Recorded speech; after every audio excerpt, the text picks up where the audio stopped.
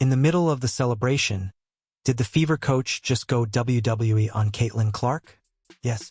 Recently, footage of her being forcibly prevented from enjoying her moment came to light again.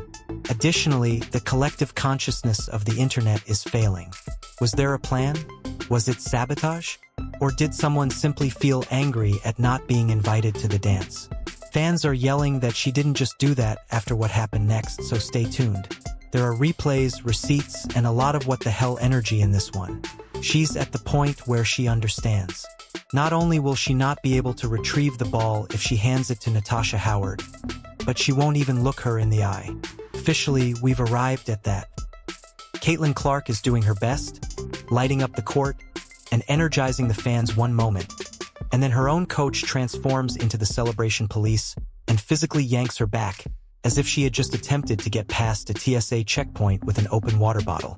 It was evident in Caitlin's expression. The astonishment, the hesitation, the what in the hell just happened. Look, not anguish or rage, but the startled knowledge that happiness is now constrained in Indiana. I don't think it's a secret that I don't like the backroom staff of the Indiana Fever. What they're attempting to do to Caitlin Clark bothers me. And I firmly feel that they are attempting to smother Caitlin's spark and try to make her conform to the WNBA's past rather than embrace her individuality. I mean, that's my opinion, and it's true. There is no doubt about it. Furthermore, this isn't an isolated incident. Let's face it. This is the icing on the cake for an extremely strange, uncomfortable, and grating Sunday that has been accumulating since the day she was drafted. The woman is unable to even sneeze without someone from her own social group attempting to give her a micromanaged tissue. Her triumph should have come with some of independence, but it seems like committee clearance is required even for celebration. Right now. As you can see, one of the Indiana Fever's coaches went and nearly tackled Caitlin Clark for stirring up the crowd during one of the games, and now everyone on the internet is talking about it. What is the reason behind her actions? And I'd like to mention that's Karima Christmas Kelly, one of the assistant coaches, who's right here.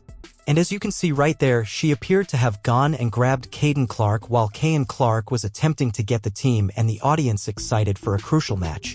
I mean, this chick has been converting casual sports bros into ardent WNBA fans, selling out arenas and igniting fan bases. Despite this, the franchise that ought to be creating monuments of her is treating her like a staff meeting intern who became very excited. The distinction between sabotage and structure is subtle, and this coaching staff is wearing heels and breakdancing all over it. However, I think it is totally outrageous that this clip is being played again. It's totally unacceptable. For example, a coach would either be fired or at the very least face concerns about his termination if he did this to any other player in the league. Then proceeds to hammer JC Sheldon with a step-back three. Then she says, "Everyone in the crowd is going crazy." At this point, she arrives and is, incidentally, substituted off. She will be replaced for the game. At this point, she doesn't return to the game.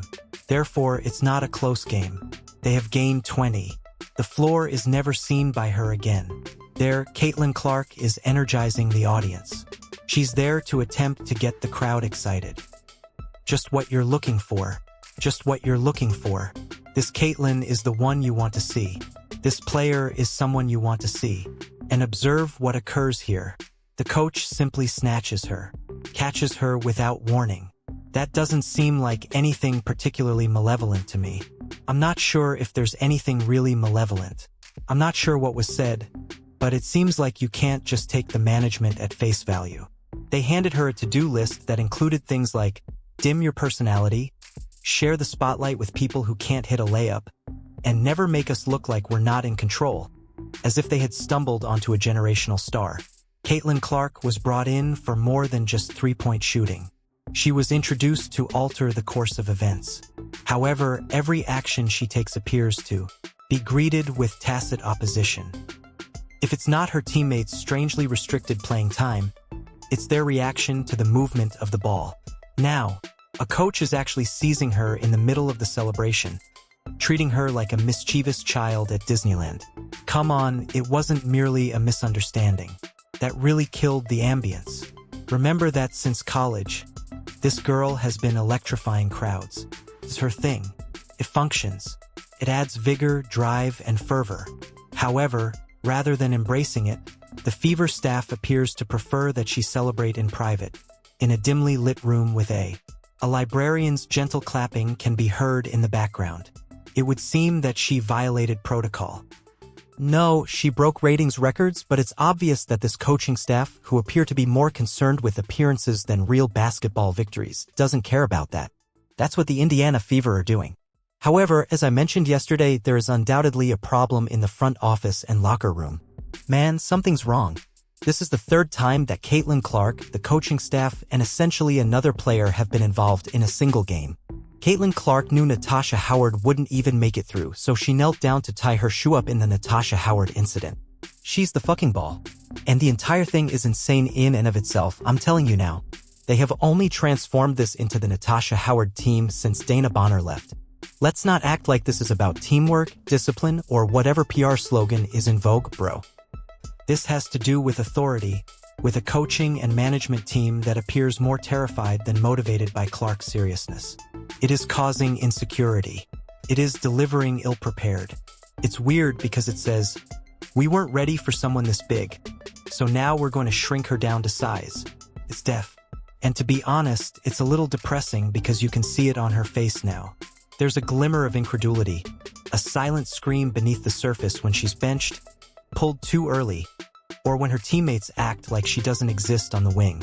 She is a professional, a gamer, and a competitor, but she is also a person. She is also becoming tired of the strange vibe coming from the bench. Though it's less intense, the delight is still present. This winking, but the sparkle is still there. Someone will eventually wonder, why stay? Why keep acting like this is a year of growth when all that's actually taking place is a gradual, agonizing rejection of everything that makes Caitlin Clark? Caitlin Clark? As a rookie in the WNBA last season, Caitlin Clark accounted for 26% of all economic activity. The league's merchandise increased by 234%. However, this one really got to me. The Indiana Fever would have been worth $90 million before she arrived. That squad is currently valued at $340 million after playing, 40 games. It's not a game you copy, in my opinion. A second Steph Curry does not exist. No other player performs in such manner. She has the potential to be a multimillionaire athlete. The first thing that comes to mind when I see these figures is, oh, this is Tiger. Furthermore, it becomes increasingly clear the longer this continues. So let's not even discuss the larger agenda. When a white woman breaks the pattern in the WNBA, many powerful individuals are unsure about how to respond. She doesn't fit the typical story. She isn't involved in politics. She's not getting involved in identity conflicts. Her only goals are to win, hoop, and excite the crowd. For those who want well-curated underdog stories, that makes her a problem. She is also beginning to feel as though she is being punished for becoming too successful too soon. The problem is that fans are not naive. They observe it. They listen to the strain. They interpret the nonverbal cues. As if she had just attempted to storm Area 51, they are watching her get iced out on plays, her reaction when she is removed after heating up, and the now famous coach grab. Furthermore, they don't accept the justifications. No more. Caitlin Clark isn't the issue. The individuals who are incapable of managing Caitlin Clark are the issue. She has been a constant, unrelentingly motivated, laser-focused fire starter. Although she has drawn more attention to her league in recent months than others have in years, it appears that her own organization is treating her more like a liability in terms of public relations than. She is a gold mine, which is, to put it plainly, insane. Consider the meetings for marketing. Hey everyone, let's control our most well-liked player. Perhaps stop her from being so amazing. Excellent plan. Someone knocked Clark on her ass. Someone knocked her on her ass. She's been taken advantage of. Someone has stabbed her in the eye. They outperformed the Connecticut Sun in every way. This was almost a month ago. She was severely beaten by the Connecticut Sun. Of course. Beat the living daylights out of one another.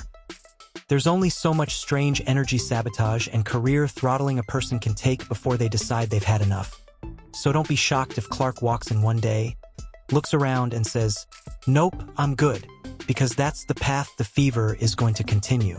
Better coaching and a welcoming half of the league will be ready for her when she does. This is more than just a coaching error. It's a masterclass in mishandling talent across generations. From day one, she has had challenges. Nike postponed her shoe as if it were an unfunded Kickstarter campaign. The league has been slow to defend her against public assaults and cheap shots. Even her own squad now appears to be more concerned with neutralizing her than letting her run wild. Additionally, the celebration grab was symbolic and not simply physical. It was a representation of all the hardships she has faced since becoming the league's face. Fans are irritated, then, both literally and symbolically, they are witnessing their beloved athlete being held back. And when the process appears to be this dysfunctional, they're sick of hearing that they should trust it. You can't pretend to be a summer camp babysitter while building a brand around a generational star. Enough already. This was put on there by someone. Has the coach been fired, suspended, or reprimanded? This behavior is very awful. What goes on in the background? The WNBA may want to check into Kane Clark's treatment by the Fever staff if they wish to conduct an investigation. You can see that women are equal right here. That's right. The story is well known to us all. This would be the reason for the double standard if there was a male coach. Coach has an interesting posture, I guess. I recall thinking it was strange when I saw it live. They risk losing the very force that initially made them relevant, or the Fever gets it together. Given that Caitlin Clark, when she eventually decides she's had enough, people outside of Indiana will also feel it. The entire WNBA will be seeing the greatest event that has ever happened to their league, leave the nonsense behind, and never look back. Right now, the Fever seem to be teaching a master class on how to lose a superstar in 30 days. Caitlin Clark would be packing her bags as Kelly Clarkson plays a dramatic background song as if this were a romantic comedy. Every electrifying moment, every crowd-hyping gesture, and the bravado that used to emanate from every three promoters are all fading. This has nothing to do with rookie nervousness or a shooting slump. This team deliberately takes away the enjoyment of basketball for the one individual who restored the sport's appeal. Millions. When someone in higher management determined that glitter was too distracting, it's like witnessing a unicorn gradually transform into a mule. No one is even considering giving you a chance, and it's no longer enjoyable. Fans of Angel Reese no longer find it amusing. They have been quite taxing and depleting. Well, the people who despise Caitlin Clark are no longer amusing themselves. They are worn out and depleted. Some of your fans are no longer contributing to the fund. They are exhausting and depleting.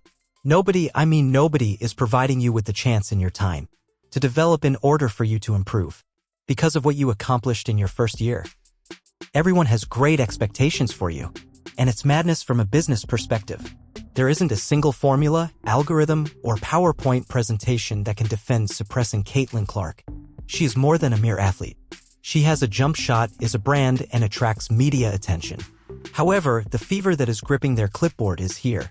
Perhaps if we squeeze her a bit more, she will eventually cease smiling completely. Geeks, mission completed.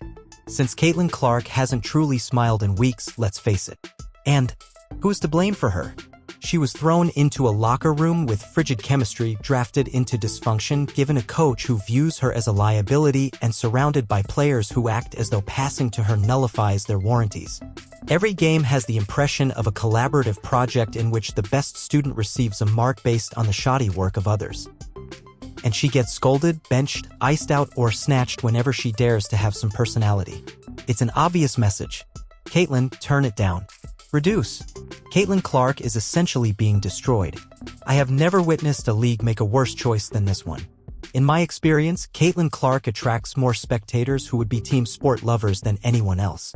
Without her, greater than NBA player Michael Jordan, larger than any NFL player in history. Before those athletes arrived, all of those sports enjoyed great popularity. The golden goose is Caitlin Clark. They try to kill the golden goose by strangling it every time she drops golden eggs during a game. The fact that a league vying for viewers would permit this to occur is one of the most ridiculous things I've ever seen. When the WNBA finally has a ratings queen, they give her a screenplay called How to Conform and Alienate Fans in 10 Easy Steps instead of a red carpet. Every facial expression she makes is being criticized. chastised for all of her feelings and instructed to share a spotlight that she made using her talent and charm alone. And even the most resilient players start to falter when the atmosphere is this hostile.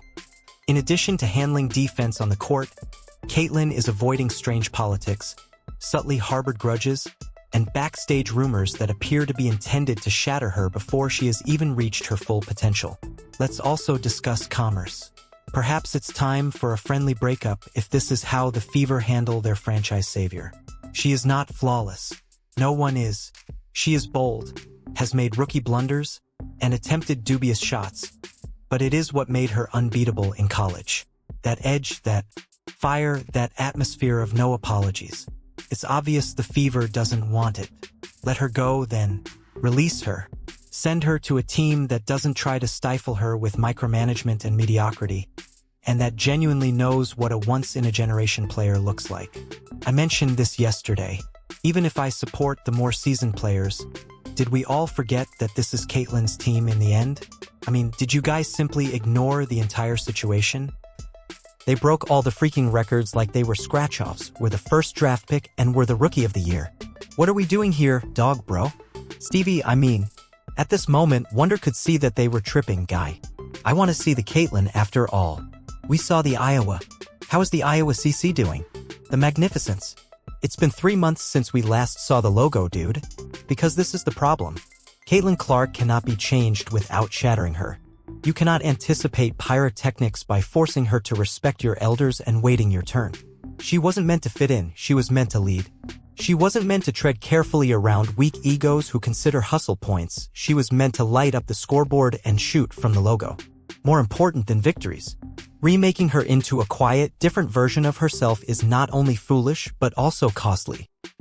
Every poor pass she has to watch go over her head is a real-time marketing opportunity lost. She arrived full of confidence and more momentum than the league as a whole, having just finished off record-breaking college performances. She now appears to be questioning if she left the stove on in Iowa. Don't get me wrong, this isn't about growing up or being a pro. It concerns an ecology that is unwilling to change quickly enough to accept someone who is larger than their antiquated norms. The league and the Fever were never prepared for success in the first place if they are afraid Caitlyn Clark will be too much. Hey, this is for Caitlyn Clark, I guess. Keep going, okay? If you're not Caitlyn, keep going. This is just for Caitlyn. I'm going to tell you this as a fan and supporter of yours who has been following you since Iowa, Caitlyn. When I tell you this, I'll hold your hand. It's time to conclude that, WNBA. All right? The moment has come for you to pack up. Come on. I no longer desire this for you. All right? I've been here. I no longer desire this for you. It's excessive. Expectations are too high. Race is the main factor. It is overly prejudiced. Everyone simply wants to know how preventable this whole situation was. Leaning in was all they needed to do. Give the ball to her. Let her be free. Allow her to be what they say they are celebrating. However, all she has experienced is pushback, passive-aggressive coaching, questionable rotations, an odd inability to play to her strengths, and now this odd attempt to sap her soul in the open. Here's the twist, though. She's not out, but Clark might be down. Everyone is acting like this is simply about rookie learning curves. WNBA Fever. Get up. Not many stars are like this. Additionally, they become inaccessible when you treat them as interchangeable. Since they are aware that Caitlyn Clark does not require Indiana, another team is silently removing cap space while they watch this train disaster unfold. However, without her, Indiana quickly reverts to being simply another unmemorable name on the schedule. Before she pulls the plug and steals the league's attention, let her go.